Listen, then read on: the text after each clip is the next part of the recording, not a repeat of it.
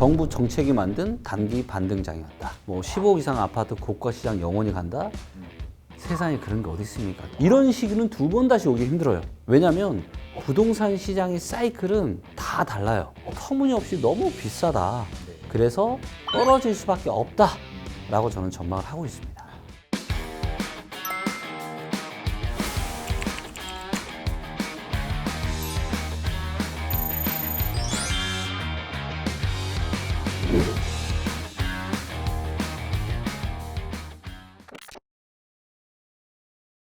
자, 안녕하세요. 지식이 되고 돈이 되는 시간 부동산 클래스 정재훈입니다. 자, 오늘은 대한민국 빅데이터를 분석하시는 분이시죠. 부동산 시장을 진단하고 예측해 주시는 리치고 김기원 대표님 모셨습니다. 어서 오세요. 네, 안녕하세요. 반갑습니다. 네. 미래 예측도 좀 하시잖아요. 근데 네. 그런 예측은 혹시 뭐 몇 년 단위까지 가능한 건가요? 예측을 일단은 하려면 대략 한 2년에서 2년 반 정도가 최대 예측 가능치입니다. 10년 장기간은 좀 불가능하고 그거는 2, 3년 할 수는 있지만 정확도가 떨어진다. 떨어질 수 있습니다. 확정적으로 미래를 알 수 있는 유일한 데이터가 입주 물량이거든요. 그렇기 때문에 근데 입주 물량은 2년에서 2년 반 정도가 거의 확정치예요. 그 이후부터는 뭐 입주 물량이 데이터는 있지만 더 거기서 늘어날 수도 있기 때문에 이거는 미확정이기 때문에 그렇다면 한 2년에서 2년 반 정도는 우리가 여러 가지 데이터를 섞어서 보면은 충분히 예측이 가능하다. 현재 부동산 시장에서 매도자가 많은 시장인지 매수자가 많은 시장인지를 알아야죠. 예, 크게 보면 얘도 이제 수요 쪽으로 넘어가겠죠. 예, 그래서 전국의 17개 시도에 대한 데이터를 다 볼 수가 있습니다. 그래서 그것도 보셔야 되고 그 다음에 거래량도 보셔야 돼요. 거래량이 늘어난다는 얘기는 결국에는 매수자가 많아지기 때문에 거래량이 늘어나는 거거든요.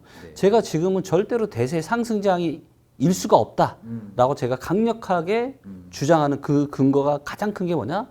바로 거래량이에요. 거래량이 뭐 현격하게 줄었으니까. 그렇죠. 정부에서 아무리 펌프질을 해줘도 거래가 역사적인 평균 대비해서 너무 낮아요. 그만큼 지금은 매수자들이 이렇게 달려들지를 못하고 있다. 그냥 쉽게 얘기해 드리면 그 지역의 부동산 가격에 영향을 미치는 거의 모든 데이터를 그냥 믹서기에 갈아 넣어서 이걸 분석을 한다라고 보시면 됩니다. 가장 또 좋은 데이터가 KB 부동산에 있는 이 통계 데이터. 저도 매주 보고 있습니다. 이거는 우리 또 KB 우리 부동산 구독자분들이시라면 무조건 보셔야 되는 데이터고요. 그러면 이런 현재 분위기는 지금 어떻다고 지금? 이 현재 분위기를 말로만 하기 뭐하니까 제가 너무너무 좋아하는 이 KB 부동산의 이 세 가지 데이터만 보시면 지금 전국의 상황이 어떤지를 여러분들이 한눈에 다 보실 수가 있습니다. 자, 먼저 저희 이제 KB 부동산 여기에서 데이터 허브에 가시면 자, 좀 전에 이제 지금 시장의 분위기가 어떠냐라고 물어보셨잖아요. 결국에 이거는 지금의 부동산 시장 심리가 어떠냐라고 물어보시는 것과 똑같고 여기 보시면 이제 부동산 시장 심리가 있죠. 그래서 이제 클릭을 하시면 이렇게 이제 화면이 나타나고 자, 이 화면에서 요 초록색 있죠. 초록색일수록 분위기가 안 좋은 겁니다. 분위기가 침착하다라는 거죠.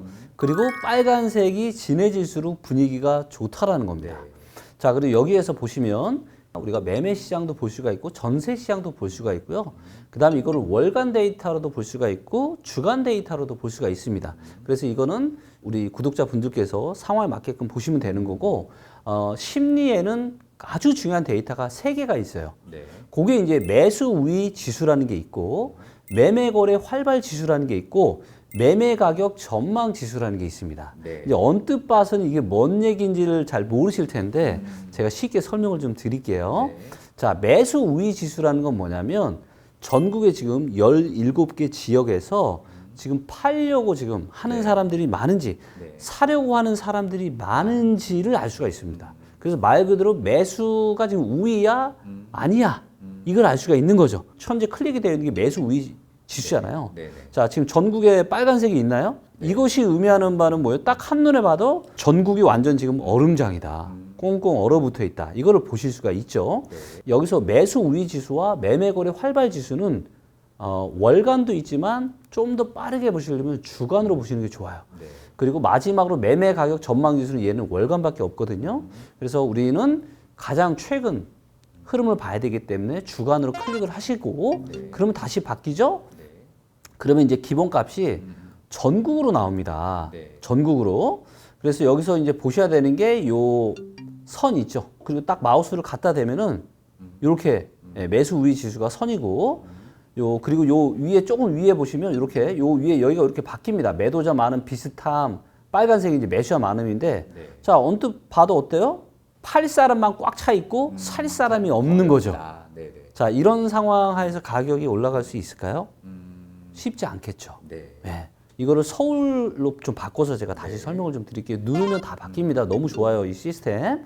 자, 보시면 서울이 최바닥이 언제였죠? 정확하게 11월 28일 날짜 기준으로가 최바닥이었습니다. 매수 우위 지수가 22년 5월, 6월, 7월, 8월 떨어지면서 어떻게 됐죠? 급락장이 나타났죠? 그리고 매수 우위 지수가 올라오면서 어떻게 됐어요? 반등장이 계속 나타났죠? 그리고 이게 언제 고점을 찍었어요? 8월 21일에 고점 찍고 내려왔죠. 그래서 제가 9월 달에 다시 제가 전망을 한 바가 있는데 지금 일부 데이터가 그동안 단기 반등장이 나타났는데 이 단기 반등장이 23년 말이나 24년 초반까지도 이어질 수 있다라고 제가 전망을 했는데 9월 달은 이 전망을 제가 좀 바꿨습니다. 지금 데이터를 보니까 다시 상황이 지금 안 좋은 쪽으로 가고 있다. 만약에 이런 상황이 10월 달까지도 지속이 된다면 이 차락이 나타날 가능성이 아주 높다라고 제가 9월 달에 전망을 한 바가 있는데 제가 이런 전망을 할 수 있었던 가장 중요한 데이터가 뭐냐? 바로 이거예요. 주로 이런 매수 우위 지수를 좀 굉장히 중요하죠. 그러면서 지금 화면에서 보시는 것처럼 계속 지금 꺾이면서 시장이 안 좋아졌는데 지금 다시 어떻게 되고 있죠? 살짝 올라가고 있습니다. 이거는 또다시 신생아 대출이나 뭐 이런 정부의 정책들이 또다시 그런 기대감이 있으면서 조금 좋아지고 있는 거죠. 네. 그래서 이제 저는 24년은 상중하저로 저는 전망을 하고 있어요. 상중하저. 네. 그러니까 상반기에는 좀 보합 수준인데 하반기에 다시 떨어질 거다. 그 하반기가 더 갈수록 안 좋다고 생각하시는 이유가 있으신가요? 일단 정책 효과가 이제 1월부터 시작이 되고 이런 기대감들이 있기 때문에 다시 또 아마 올라갈 수도 있을 거예요. 작년에 그런 정부 정책이 만들었던 그런 단기 반등장처럼. 그래서 이번에도 상반기 정도까지는 올라갈 수도 있다. 하지만 상반기 이후로는 이제는 본 게임이 또다시 나타나는 거죠. 그리고 여기에는 또 부동산 PF 문제나 이런 것들이 다 얽혀 있거든요, 지금. 근데 올해 지금 4월 달에 총선이 있잖아요. 그렇기 때문에 어떻게든 투표하기 전까지는 정부에서도 어떻게든 이거를 그렇게 안 되게 지금 할 수밖에 없는 그런 입장이라고 저는 보고 있습니다. 그렇기 때문에 상반기는 좀 괜찮겠지만 이제 총선이 끝나고 나서 이제 5월, 6월 그리고 특히 여름 지나고 나서부터는 진짜 실질적인 흐름이 나타날 거라고 보고 그래서 이제 저는 24년은 상중하저로 저는 전망을 하고 있어요. 대표님은 부동산 전문가의 촉보다는 데이터 분석을 통한 어떤 부동산 시장을 이해하는 게 조금 낫다라는 이런 말씀이시죠? 조금 나은 정도가 아니죠. 제가 정의하는 성공은 지속적으로 반복 가능한 걸 만드는 거예요. 지속적으로 반복 가능한 이 투자 성공을 만들려면 저는 두 가지가 필요한데 첫 번째가 운이에요. 운? 운. 역시 운칠기상. 운이 좋아야죠. 근데 운은 우리가 통제할 수 있어요? 없죠. 없죠. 자, 그럼 두 번째는 뭐예요? 바로 그 의사결정의 질입니다. 내가 부동산에 대한 이 의사결정을 하는데 이 의사결정의 질을 어떻게 내가 만드느냐가 결국은 지속적으로 반복 가능한 성공을 만드는 가장 저는 중요한 키포인트라고 생각을 하고 있고요. 이거를 제가 낚시로 좀 비유를 하자면 이런 겁니다. 낚싯대를 어떻게 던지고 어떤 신호가 왔을 때 낚싯대를 어떻게 당기고 뭐 이런 거 이것도 굉장히 너무 중요하잖아요. 구체적인 이런 방법들. 이런 거를 배우는 거는 너무 좋았어요. 근데 제가 보기에는 가장 결정적인 두 가지가 빠져 있습니다. 자, 정말로 그 사람이 낚시 실력이 아주 좋은 고수라고 가정을 해볼게요. 부동산 투자 완전 고수야. 근데 낚시를 하러 호수에 갔는데 물고기가 없는 거예요. 물때를 맞춰야 되는군요. 그렇죠. 그게 뭐예요? 바로 지역 선정인 거죠. 투자를 어디다 할 거냐. 왜냐하면 부동산 시장의 사이클은 다 달라요. 여러분들이 꼭 명심하셨으면 하는 게 뭐냐면은 사실 코로나 이 시기는 부동산 시장에 있어서는요 아주 특이한 시기였습니다. 이런 시기는 두 번 다시 오기 힘들어요. 네. 코로나가 만든 엄청난 버블 장세였고 그래서 다 같이 폭등했다가 다 같이 폭락한 거예요. 그런 시장은 있기 힘들어요. 대부분 어떤 시장이냐 오르는 지역과 내리는 지역이 서로 달라요. 그래서 투자 지역 선정, 낚시로 따지면은 내가 어느 저수지 가서 내가 낚시할 거냐 이것만 잘 선정하면 낚시 실력 아니 조금 부족하면 어때요? 아니 물고기 많은 데 가서 물고기를 잡아야 네. 낚시 실력 기본만 있으면 되는 거지 그렇게 중요하지 않다라는 거죠. 네. 근데 이거에 대해서는 아무도 이야기하지 않은 겁니다. 자, 그다음에 두 번째가 있습니다. 가장 중요한 거. 그게 바로 뭐냐? 타이밍이에요. 기억하시겠지만 20년, 21년, 22년에도 대다수의 이런 부동산 쪽에 계시는 분들은 다 무슨 얘기를 했죠? 내 집 마련해라. 아직도 내 집 마련 안 했어? 언제까지 전세 살 거야? 이런 얘기들 많이들 하셨잖아요. 네. 근데 어떻게 됐죠? 그때 연끌하셨던 분들 지금 인생이 완전 다 박살이 났습니다. 지금 고평가되고 위험하니까 사지 말라는 얘기만 제가 했었는데 21년 10월 달에 제가 무슨 얘기를 했냐? 네. 10월, 11월 네. 연말에 네. 지금은 10년에 한 번 있을까 말까 한 절호의 매도 기회다. 최대한 빨리 팔아라. 라는 얘기를 했습니다. 예, 어떻게 보면 사실 굉장히 위험한 전망인데 네. 네. 정확하게 맞아 떨어졌는데 그 당시에는 제가 정말 욕을 그렇기 때문에 지역 선정과 이 타이밍이 저는 무엇보다 중요하다. 그런데 아무도 그 어떤 전문가도 이거에 대해서는 일절 얘기하지 않는 거예요. 네. 자 그러면 대표님, 네. 방금 중간에 또 PF 말씀을 좀 해주셨는데요. 뭐 네. 지금 태형건설 뭐 워크아웃 문제도 있고 네. 다른 어떤 건설사에 대한 파급 효과 이런 부분들도 우려가 좀 많더라고요. 네. 지금 뭐 PF 부실 문제는 어떻게 진행이 되고 또 어떻게 처리하는 게 맞는지 어떻게 생각하세요? 글쎄요, 일단 뭐 제가 이제 그쪽 분야에 제가 전문가는 아니기 때문에 근데 이제 제가 조심스럽게 말씀을 좀 드리면 부동산 PF 문제는 저는 상반기까지는 아주 큰 문제는 없을 거라고 보고 있습니다. 자, 부동산 PF가 심각해지는 거는 네. 뭘 보셔야 되느냐? 2차 하락이 얼마나 강할 거냐, 아닐 거냐, 이거랑 밀접하게 관련이 되어 있어요. 만약에 이제 부동산 시장이 일부 전문가 얘기처럼 올해 뭐 1, 2분기에 지금 바닥 찍고 대세 상승한다고 또 말씀하시는 분들이 있으시거든요. 자, 그러면 만약에 그분들 전망대로 바닥 찍고 이제 1, 2분기 바닥 찍고 이제 대세 상승으로 가요. 네. 자, 그러면 부동산 시장이 좋아지고 가격이 올라가는 거잖아요. 네. 그러면 부동산 PF 시장에 큰 문제가 생길까요? 뭐 자연스럽게 해소가 되겠죠. 그렇죠. 네. 일부 문제는 계속 아마 잡음들은 있겠지만 큰 문제는 없을 거예요. 네. 만약에 제가 데이터에 근거해서 전망하는 것처럼 네. 그나마 1, 2분기는 괜찮을 수 있지만 3, 4분기로 갈수록 안 좋아질 거고 데이터로 봤을 때 지역마다 다르지만 네. 전국 기준으로 말씀드리면 17개 시도에 대한 작게는 10에서 20% 떨어져야 되고요. 네. 심한 지역은 20에서 40%까지 떨어져야 된다라고 데이터는 이야기하고 있어요. 지금 현재 수준에서도 현재 수준에서도. 지방은 또 많이 떨어졌는데도 더 떨어질 수 있다. 네. 만약에 그런 하락이 오게 된다라면은 네. 어떻게 될까요? 부동산 PF 문제가 더 안 좋아지겠죠. 더 안 좋아지겠죠.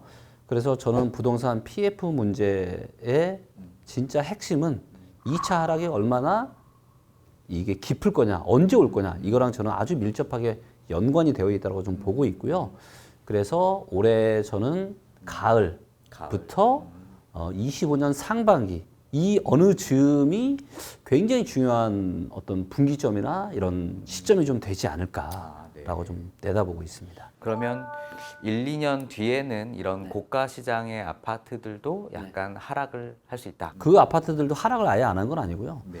재건축이나 또 이런 거에 대한 기대감까지 맞물려 가지고 그랬는데 이런 기대감들은 조만간 또 바로 꺼질 거예요. 모든 투자는 내가 산 가격보다 더 비싸게 사줄 수 있는 사람들이 있어야 그 가격이 지탱이 되거나 올라가는 거예요. 그래서 반드시 명심하십시오. 네. 뭐 15억 이상 아파트 고가 시장 영원히 간다? 세상에 그런 게 어디 있습니까? 계속 오르기만 하는 자산이 어디 있어요. 그렇죠. 네, 한번 지켜보세요. 앞으로 1, 2년 어떻게 되는지. 네. 2차 하락이 본격화되면은 이번에는 이런 고가 아파트 시장도 저는 하락을 면치 못할 거다. 그렇게 좀 보고 있습니다.